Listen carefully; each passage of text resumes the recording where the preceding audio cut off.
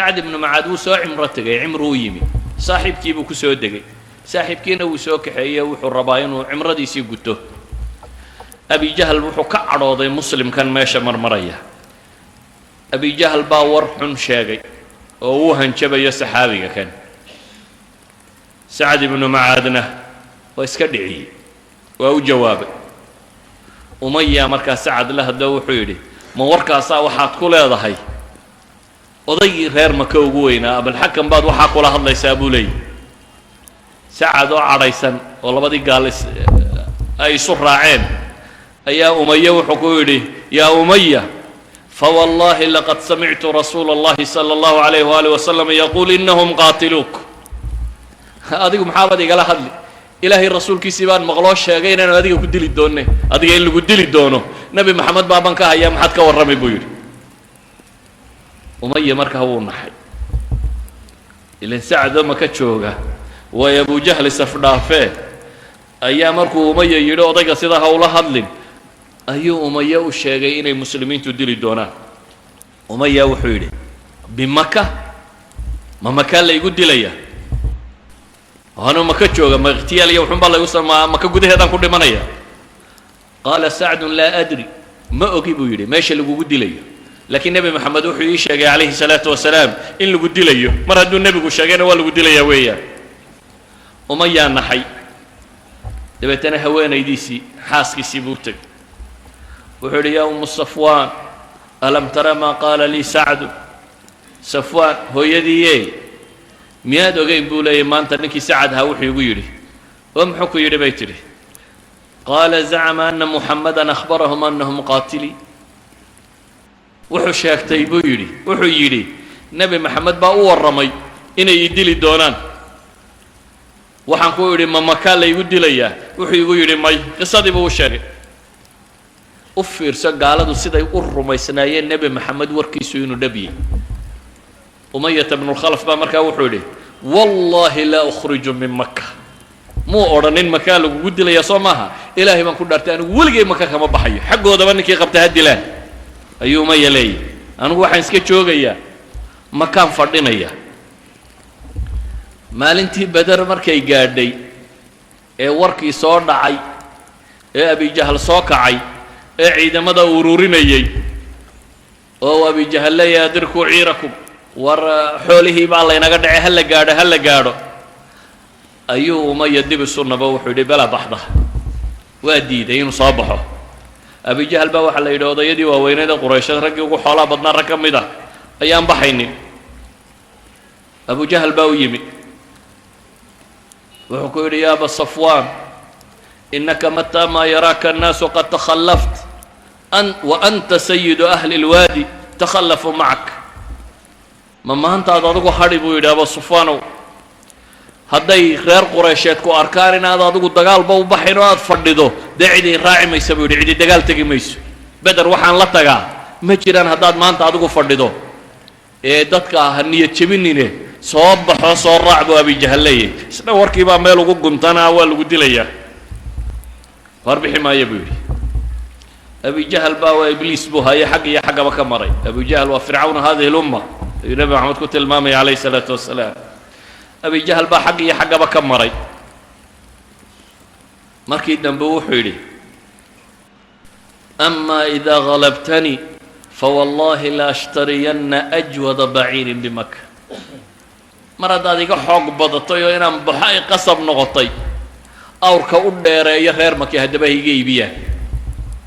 waxaan rabaa buu leeyay mar hadday bixis noqotay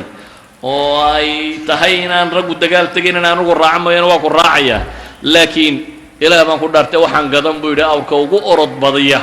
reer maka ayaan qaadanaya haweenaydii uu qabo u tago wuxuu yidhi umu safwaanay jahizini naabali diyaari waa baxayaaye waxay ku tidhi ya aba safwaan waqad nasiita maa qaala lak akhuuka lyahribi war ninkii reer yathrib waa madiine magaceedii hore war ninkii reer yatrib warkuu kuu sheegay miyaad ilowday bay tidhi islaantiina waa xasuusinaysaa waxaad arkaysaa inay u cadday nebi maxamed warkiisu inuu xaqiiqo yahay oday iyo islaamba laakiin ciddii meel daran loo wado shaydaan baa wax u birbiriyaa waxay tidhi warkii miyaad ilowday wuxuu yidhi laa maa uriidu an ajuuz macahum ilaa qariiban dadkun baan dareerinayaaye naa hore u raaci maayo buu yidhi magaaladu maan kala sbaxaya xaggaa shishe u kici maayo ee waxaan magaaladu maan ka saarayaaye in badan socon maayo buu yidhi ee diyaare sidaasuu ku soo baxay umaya wuu soo baxay meel la dega muu imanin ilaa iyo awrkiisu aad xadhigga ugu geejistaa xadiidku bukhaari ku yaalla waa xadiis saxiix ah waxa cajiibka ee aad arkaysaana waxa weeyaan siday warka nebi maxamed u rumaysnaayeen iyo siday haddana u baalmariyeen ilaahay baa wuxuu qur-aanka ku leeyahy fainahum laa yukadibuunak walaakina aldaalimiina biaayaati illaahi yajxaduun baa ilahay yidhi kuma beeninayaan adiga way ogyihiin waxaad sheegaysaa inuu run yahay laakiin ilaahay aayaadkiisay dafirayaan baa rabbi leeyahy subxaana wa tacaala gaalnimada waa u badrheerayaa sidii buu ku socday beder ile waa nin hadiisii wado nebi maxamed ka warramaye siduu lahaa kolba halkaan gaadhsiinayaa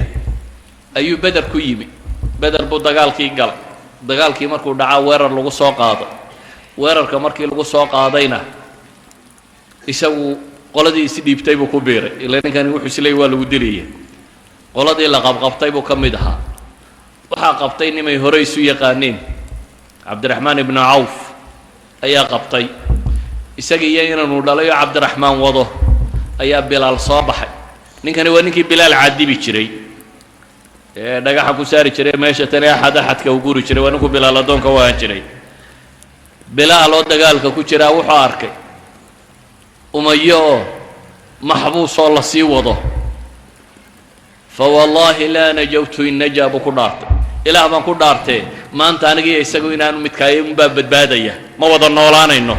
bilaal oo laab soo cararay dabeetana cabdiraxmaan baa isku weegaaro wuxuu yidhi ma maxbuuskaygaa la dilaya anigaa wataa cabdiraxmaan ibnu cawf baa is yidhi badbaadi bilaal ansaar buu u qayshaday isagoo leh war waa gaalkii gaalada u weynaa waa lagu soo yaacay markaa cabdiraxmaan baa wuxuu yidhi waar balaqaba war istuur aan dusha kaa fuule waa riday dushuu ka fuulo wuxuu is yidhi ba adigu seefta isaga dhigo yaan la dilin rag dhaarsan baa meesha marayay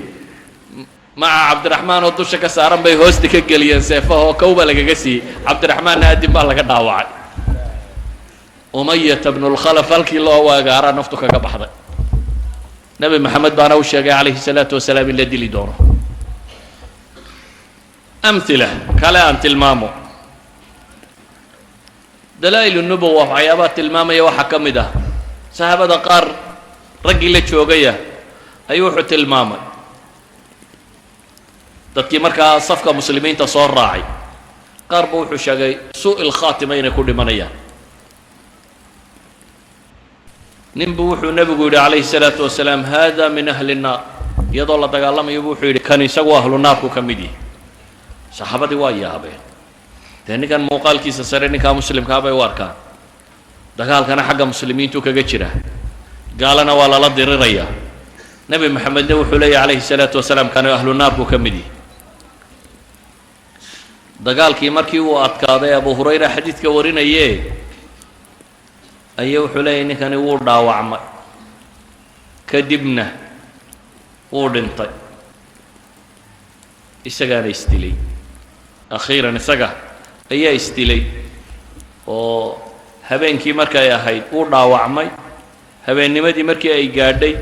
ayuu dhaawacii u adkaysan kari waayey dabeetana seeftiisii buu isgeliyey wuu dhintay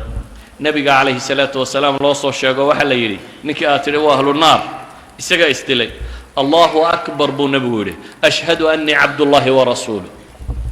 ilaahay baa weyn waxaanan markhaati kac ahay ayuu nebi maxamed leeyahy inaan anigu ahay ilaahay addoonkiisi iyo rasuulkiisiiba bilaal buu u yeedhay dabeetana waxaa la yidhi dadka ugu dhawaaq oo waxaad ku tidhaahdaa innahu laa yadkhulu aljanna ilaa nafsun muslima wa ina allaha la yu'ayidu hada diin birajuli alfaajir jannada geli maayo qof muslimna mooyaane qof kale إلهينا الدين تيسا مرر بكو تاغيرا مد فاجر الدين لاواه إلهي سبحانه وتعالى مرر بكو تاغيرا رواية أسواتي بخاري